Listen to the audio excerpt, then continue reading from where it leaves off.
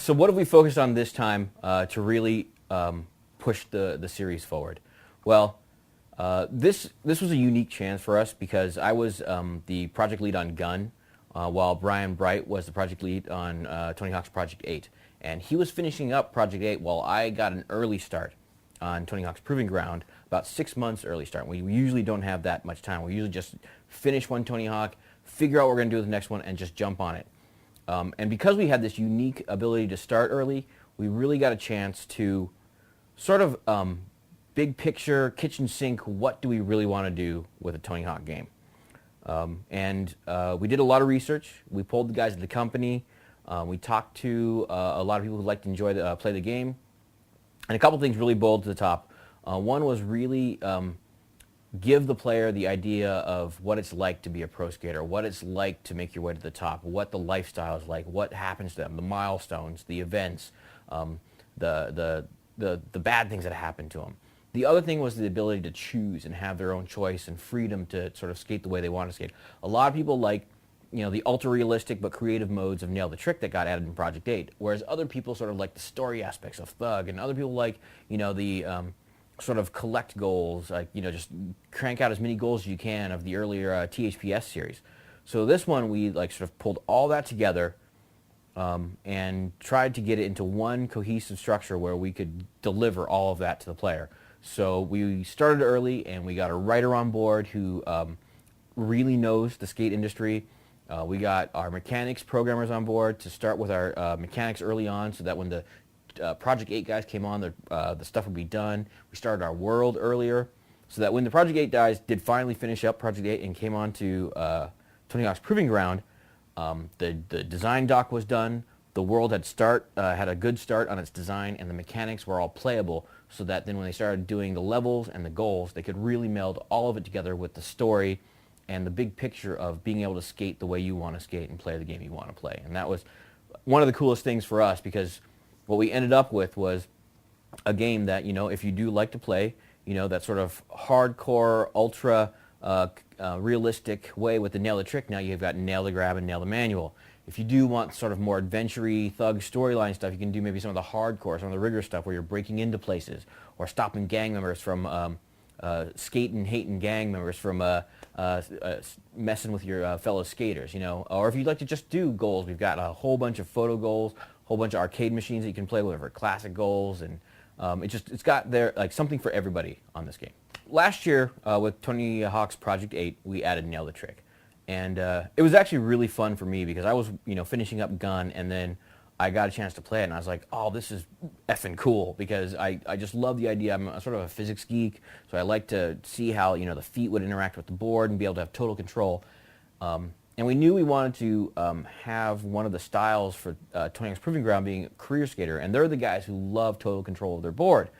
It's like, well, what can we do? Well, we have Nail the Trick. What else? Well, if we do a Nail the Grab and Nail the Manual, that'd be perfect, because now you can sort of take all of career skating and fit it into this ultra-realistic control. So it was a couple steps. The first was, what is fun? Because that's all, like, what Neversoft is all about. Like, what is going to be fun to do? Because you want to be able to have something that not only feels realistic and creative, but also is fun and challenging and be put into goals, and so that the player feels like they're advancing themselves. And so we took what was fun about Nail the Trick mode, having control of your feet, and moved it right into the Nail the Grab. So you have total control of both your hands. You can grab in any of the multiple locations on the board. Once you grab, you can tweak out as far as you want, do finger flips, catch it again, go back into another grab, drop it into a manual. You have total control of how your feet work on the manual while still steering. You can land upside down and go into a Casper or anti-Casper. And it was just taking all those fun parts of Nail the Trick and just moving it into those others that made it just a lot of fun to do. We did want to focus on making online a more important part of the game this year. The first is that we will have online for PS3.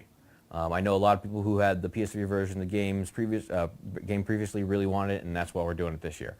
The second thing is we're trying to make the transition for a single player to go online a lot more seamless for them.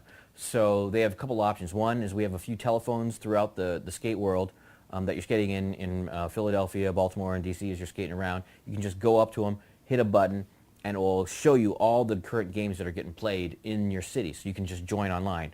Or you can go to your pause menu, you can join right there, and it'll show you all the games that are being played online at that time, and you can jump right in with your skater with his current stats, with the mechanics that he's got, with all the cool creative skater stuff that he's earned throughout his skate career. So when other people see him, they're like, "How did you get that? How did you get that?" The other thing we're doing is we've added this year what we're calling the Skate Lounge, and this is sort of your home base, the place where you show off what you've done.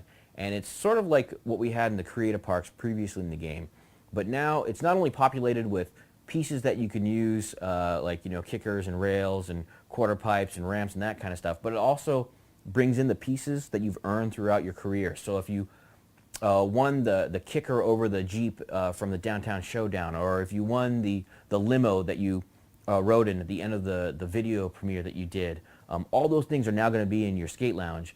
And then you can invite other people online to come play in your setup and play horse or play any goals that you set up there, so they can see what you've done throughout your career, but now they can see it online. So why should people check out and buy Tony Hawk's Proving Ground?